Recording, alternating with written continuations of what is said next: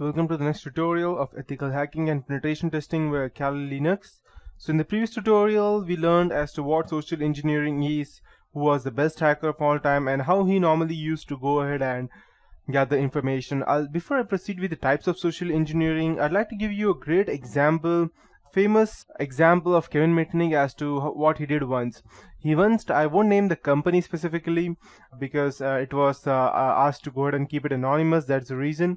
So what he did actually was that he went in some random telco company and telecom company, and he told the security guard that I'm the new guy and I have not yet received the ID card. I will be receiving it by tomorrow because I have not submitted the photo.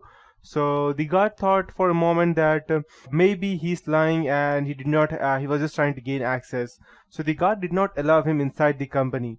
Only authorized personals were allowed. So what then Kevin Mitnick did was that he went ahead and took the name of one of the managers in different department and told that he was asked to go, come there from that manager. The guard can go ahead and contact him if he wants. And Kevin Mitnick even went ahead and did a fake call, and he tried to even go ahead and convince the guard that he was working in that company. And later the guard sent him inside. He went ahead and gathered all the information that he needed, and he already cheated the whole company and then came outside.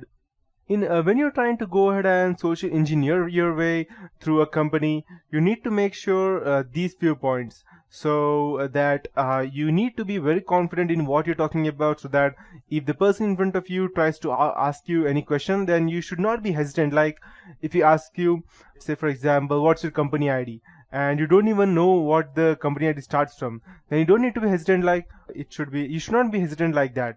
You should be confident. Even if you're giving him the wrong answer, him or her the wrong answer, you should be confident in whatever you tell, else it will go ahead and blow up the whole thing. That's the reason. So now there are a few important types of social engineering.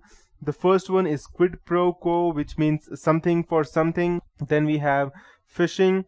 Phishing means fraudulently obtaining some private information, and the term phishing came from the normal word, which is phishing, F-I-S-H-I-N-G. So to give you a clear example of what phishing is, just think about the normal going on a boat and fishing. So what you do normally is you go ahead and take some kind of bait on your fish hook, and you just go and throw it inside the water. The fish come ahead and try to eat the bait, and then you suddenly pull out the bait, so that you go ahead and catch the fish. Similar is fishing. You go ahead and give out some kind of bait to a person or lure him to your target, and once he reaches the target, he goes ahead and tries to access his own email ID or his website or any random website. Then you automatically have his ID, and later he cannot do anything about that. That's what phishing is. Then we have baiting, again the same word, same thing, which is similar to a Trojan horse.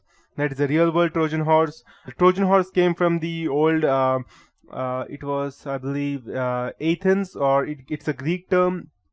That it was the famous battle of Troy that the Greeks, I don't remember exactly, they went ahead and gave a god gift to the Troy people, and the Troy people then went ahead and opened the famous Trojan horse, which was their god, and later on there were all the people inside who went ahead and later captured the whole area, who were sitting inside the horse. It was a very big horse, like some kind of a building or something. I don't know exactly what it was, but it's just a old story.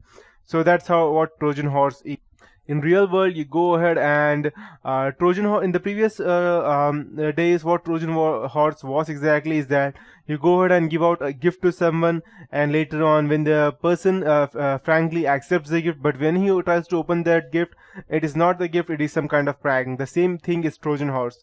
You go ahead and send some kind of, let's say for example, a PDF file or a MP3 file or video. You send a video through WhatsApp, Facebook, or Gmail, or any other email, and the person frankly goes ahead and opens that. But when he opens that, he will just simply won't find the thing that he wanted. But in the background, your virus will be executed, and you will remotely have the access to that specific computer. And that's what baiting is, and I will be teaching you this in one of my tutorials later on. After that, we have pretexting, which is the invented scenario, that you go ahead and invent a scenario, and then you go ahead and try to save someone from that. And finally, we have diversion theft, which is a con. So to explain in detail, I'll just go ahead and explain these everything in one line. Quid pro quo is something for something. You call random numbers at a company claiming to be from technical support. Eventually you will reach someone with a legitimate problem, and you will be grateful, they will be grateful that you called them back, they will follow your instructions. The attacker will then help the user, but will really have the victim type commands that will allow the attacker to install the malware. That's what it will be done in the background. Phishing is fraudulently obtaining private information, that is sending an email that looks like it came from a legitimate business and that requests some verification of information and wants some of the consequences if not provided. You usually get afraid, and the email that they have sent contains a link to a fraudulent web page that looks legitimate. The user then gives information to the social engineer, example eBay scam, something that was happened recently. So that's how it looks like. After that we have spear phishing, specific phishing, that is email that makes claims using your name, and if anyone gets caught then it's you, that means any other person acting on your behalf. Then we have vishing, that is phone phishing, rogue interactive voice system, and calling bank to verify information and all those stuff. And finally we have baiting. Baiting is real world Trojan horse that uses physical media. It relies on greed and curiosity of the victim. The attacker leaves a malware infected CD or a USB drive in a location that is sure to be found. Attacker then puts a legitimate or a curious label to gain interest. So let's say, for example, you go ahead in a random company and you leave a pen drive over there named as company earnings 2009, and you leave it at the company's elevator. So there may be some curious employee, or he may be a good Samaritan as well, that who goes ahead and inserts the media knowingly or unknowingly inside his computer, and later on he installs a malware in the background. That's what it does. Then we have pretexting, that is you go ahead and do some prior research or setup to establish some legitimate company, and you give out information that a user would normally not divulge in. This technique is used to impersonate an authority, and you use prepared answers to victims' questions other than gathered information. Example, law enforcement, for example, the threat of alleged infraction to detain suspect for for questioning. Or the better example would be, let's say you get an email for signed up for a free credit report that you have. So you see an unauthorized charge later on from another credit company. So you call to dispute charged, and that was asked for your credit card number. They insist that it was useless without the security code, and later on they ask for your social security number. Then you go and talk to the fraud department at the bank, and then you come to know that you were already duped some minutes ago. And finally we have a diversion theft, that is a con. A con is to persuade or deliver a person that delivery is requested elsewhere, that is around the corner. When delivery is redirected, attacker persuades delivery driver to unload delivery to the nearby address. Attacker parks security van outside a bank. Victims going to deposit money into a night safe are told that the night safe is out of order. Victims then give money to the attacker to put in the fake security van.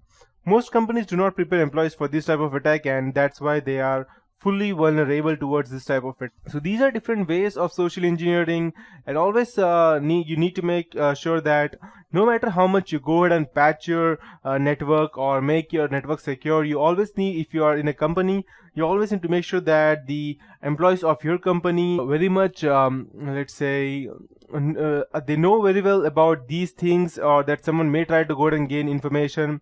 Even the concerned employee should not be allowed to go ahead and take their own ID cards outside the office. The reason being that if someone else sees the ID card, the ID number, they may even go ahead and use that to go ahead and gather fake information about their own company.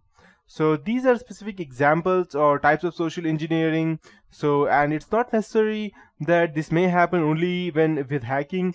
People may even try to con you where there is no hacking involved, just by going ahead and gathering information, and later you will come to know that you are the person who gave them the information, and you will be the one behind it, and that person may be long gone all the way. So these are examples, and that's it for this tutorial. In the next tutorial I'll be teaching you about ways to go ahead and prevent yourself from these types of fraud.